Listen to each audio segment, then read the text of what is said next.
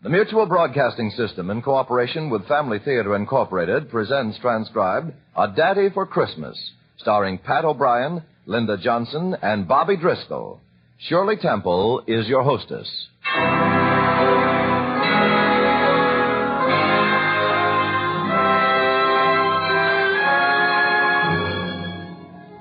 More things are wrought by prayer than this world dreams of.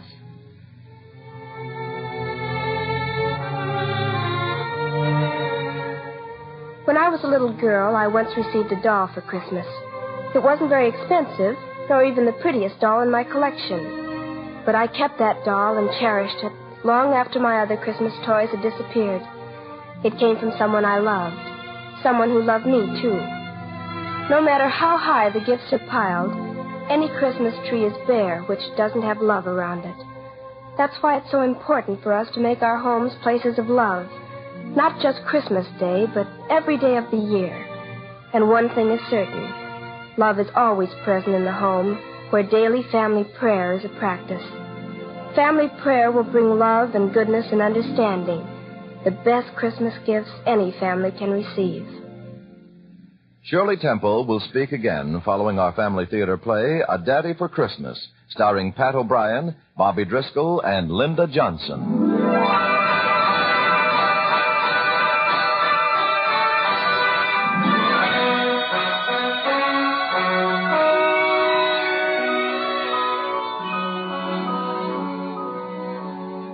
Most people look on Christmas as a special occasion. With me, well, I guess it's what my little Stevie would call extra special. As long as I live, Christmas will be extra special for me now. But in early December last year, when I took Stevie to the toy department of Weber's department store, I had no idea, to quote Stevie again, how extra, extra special that Christmas was going to be. Look, Mommy, look! That glass ball's got real snow in it. And look, there's a reindeer. And there's Santa Claus. Mommy, do you think Santa will talk to me? But you just talked to the Santa when he was across the street. I forgot to tell him something. I think you asked for everything in the store. But okay, this is your picnic. As soon as that little girl gets through. Now, Santa Claus. Well, what a nice little boy. Come here and tell Santa what you want for Christmas. You know. Huh? I'm Stephen Hunt. You know what I want. Santa, you took his list when you were across the street in Wilson's department store? Yes, that's right. I remember you now. I was getting you all mixed up with another nice little boy I know. Mommy calls me a little scamp. But you're a nice little scamp. I'll tell you what, son. I left my notebook across the street. So, how about you giving me that list of all the things all over again? First, what's your address? Stephen Hunt, 2228 Elm Street. All right, Stephen. Now, what do you want for Christmas? Well, I want the sled. Mm-hmm. The bicycle. With 2 wheels? With 3 wheels. Oh, that's a tricycle. I don't want a tricycle. I want a bicycle. With 3 wheels? Uh-huh. 1 bicycle with 3 wheels. I got it. And I want a scooter, a pony, a wagon, and I want a daddy. A daddy? His daddy didn't come back from the war. I don't think Stevie remembers him, But all his friends have daddies. And I want a daddy, too. I'm afraid a daddy is a little out of Santa Claus's line, darling. Son, let's check that address again. Stephen Hunt, Stephen Hunt, 2228 Elm Street.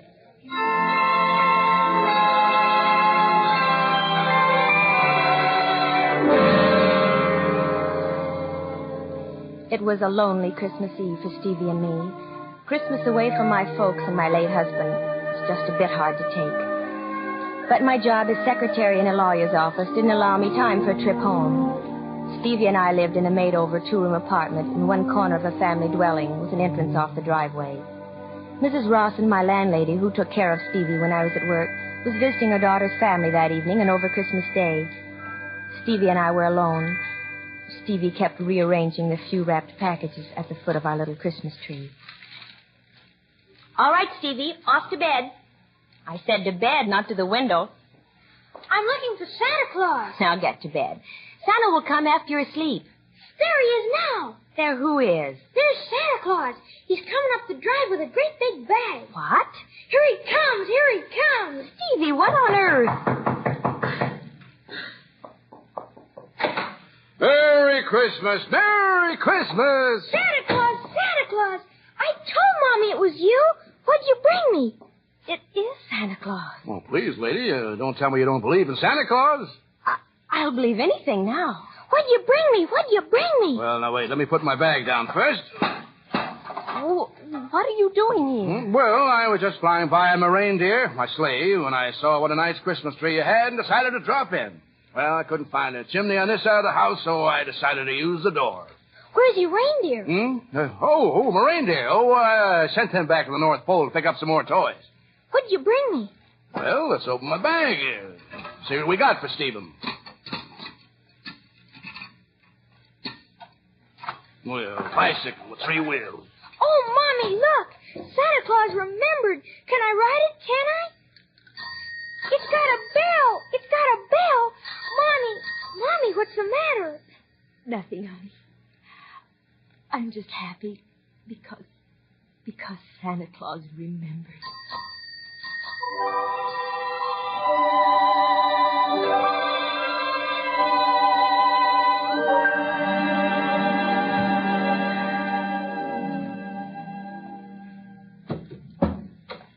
He's really asleep now. That, Santa suit must be awfully hot. Would you like to take it off? I'll say. There. Now the beard. Oh, that feels better. Why, you... What's the matter? You're a young man. Is that bad? No, but I just thought Santa Claus was older. I mean... You mean you thought Santa Claus was older? Well, I hope you're not disappointed. My name's Joe Regan. Pleased to meet you, Mr. Regan. Won't you... Joe. Won't you please sit down? Ah, thanks. Now, tell me, why did you do this? Not that I don't appreciate it, but... I had to. After all, I'm Santa Claus. And a swell little kid with a pretty and nice acting mother comes up to me and says, Santa, I want a bicycle with 3 wheels. Well, what kind of a Santa Claus would I be if I didn't come through? But why Stevie? There must have been thousands of boys and girls who asked you for presents. Why Stevie? Well, maybe it's because he asked for something different. He said he wanted a daddy for Christmas. Oh, no. That's going too far, Joe. I mean, Mr. Regan. Oh, no, don't get me wrong. I'm afraid Stevie won't get his daddy for Christmas. Maybe by Easter? You don't think... Oh, no, of course not, but already I like you a good deal. Well, I like you, too, but... We sound like a couple of kids. A couple of nice kids, I'll have you know. Joe, you're crazy. You're the most audacious, Oh, you're very nice, Joe, but that tricycle must have cost a lot of money. You'll have to return it. I won't take that bicycle with 3 wheels away from Stevie. You do it. Oh, no, I couldn't. He already loves it. All right, you win. He keeps the tricycle. 1 round for Joe Regan. But about that daddy business, that's out.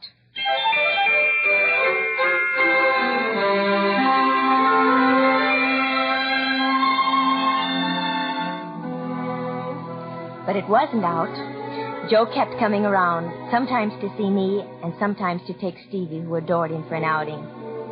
We were married shortly before Easter, and we were lucky. We found a little furnished house in a nice section of the city, and I talked Joe into quitting the job he had in a furniture factory, where he did a lot of manual labor, into taking a sales position with the Jensen Hardware Company.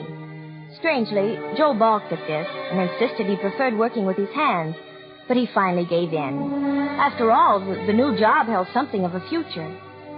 The best part of it all was, for the first time in his war-born life, Stevie began to know what a home was. Strike 3. You're out. I am not. That was a foul tip. You're out. You're out. All right. We'll have to ask the umpire. Jimmy, wasn't that a foul tip? You struck out.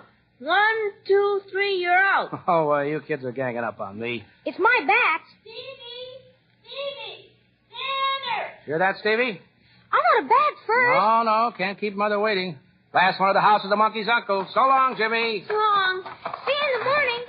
Hey, you got a head start. I beat. You're a monkey's uncle. Hello, Mommy. Daddy's a monkey's uncle. Hello, darling. My, you're getting harder to pick up every day. Well, how about it? Doesn't the monkey's uncle get a kiss? Better.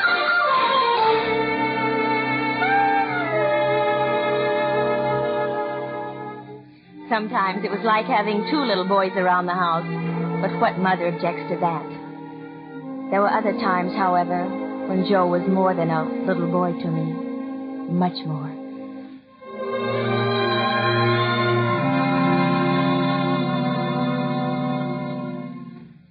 Honey, why did you marry me? What? Why did you marry me? What? How can you ask a question like that? Well, I guess, when I used to pester you about it, I used to tell you Stevie needed a father, and that was my main sales talk. Joe, I married you because I love you. I need you. You should know that. Well, yes, of course. But the way you do it on that kid, well... Joe, I love you so much. I guess I did almost from the start. When I was Santa Claus? No, silly. Well, that's when I fell in love with you. Just as soon as Stevie told me he wanted a daddy, and I looked at you, realizing I had a chance. You looked like everything I wanted. And when I got to know you, you were everything I wanted.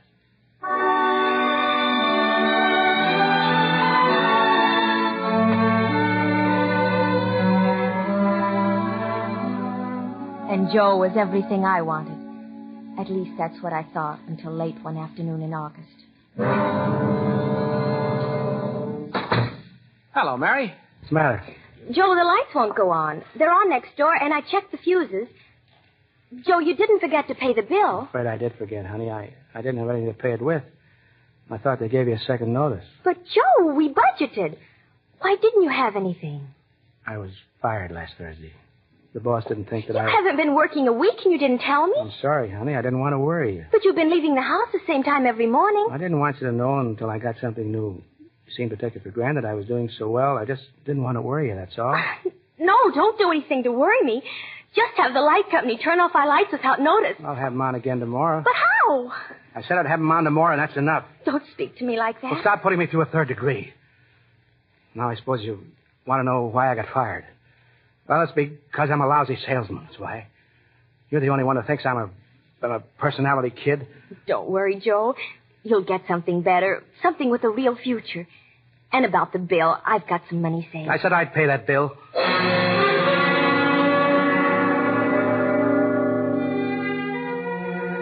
He paid the bill all right by pawning 2 pieces of his very fine leather luggage. That was our first quarrel. A couple of weeks later, Joe was in the yard cutting the lawn when Stevie came home from school. Hi, Stevie. How's school? It's fun, but, Daddy, all the kids have cowboy boots.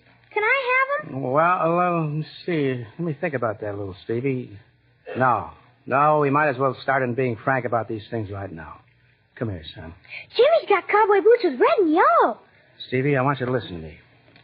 There are times when our family doesn't have much money and we have to get along without some of the things we'd like to have. Some other times we'll have a little extra money and get some of those extra things. Then I can't have those cowboy boots? I'm afraid not, fellas. Not right now. Yes, you will, honey. We'll go downtown and get you some cowboy boots Saturday. Mary, I didn't know that I'm going to get some boots. I'm going to go tell Jimmy. You shouldn't have told him to get those boots just after I said we couldn't afford it. All the other youngsters are wearing them, and I don't want him to know we can't afford it. You've got to learn sometime.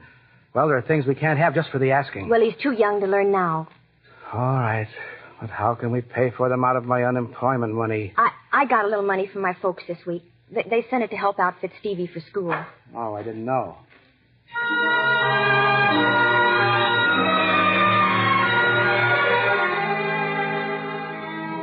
The way his shoulders drooped when he turned for me to walk into the house. I wanted to run after him and cradle his head in my arms like I do my other little boy when he's hurt.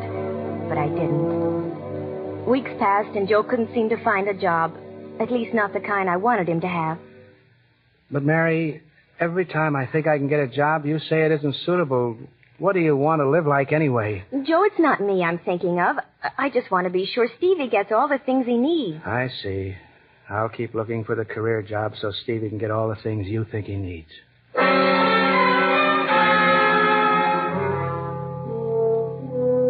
He tried, but that was all. Finally, I spoke to Mr. Emerson, and he offered me my job back.